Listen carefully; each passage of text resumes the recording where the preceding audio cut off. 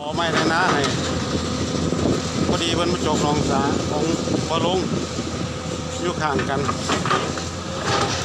พอดีได้โอกาสมันก็ว่าแพงเนาะถ้าจ้างมาตั้งหากมันต่อหนึ่งเขา3ต่อเขาจะ2,500พอดีเพิ่นมาจบหนองสาอยู่ใกล้กันได้โอกาส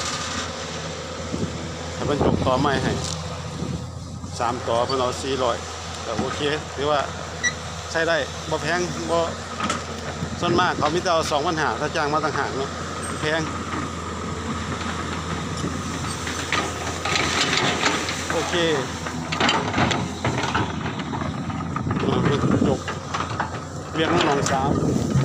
ต่อมาอย่างนี้เติบ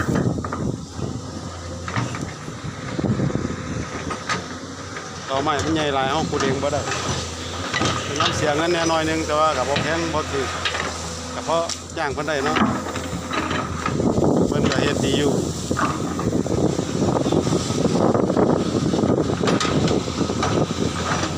พอดีมาแต่กรีดยางก็เลยเห็นเพิ่นมาจกหนองสาก็เลยได้โอกาสพอดียากแล้วไทยกับไทยยากรถเกี่ยวเขามันก็เหยียบต่อ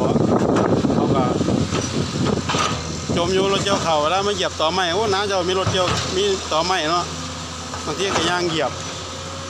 คือรถเกี่ยวเขาก็ต้องการเหยียบต่อไม้หรือบางทีเขาลมมันก็ส้นต่อไปได้เขาก็ต้องโจออก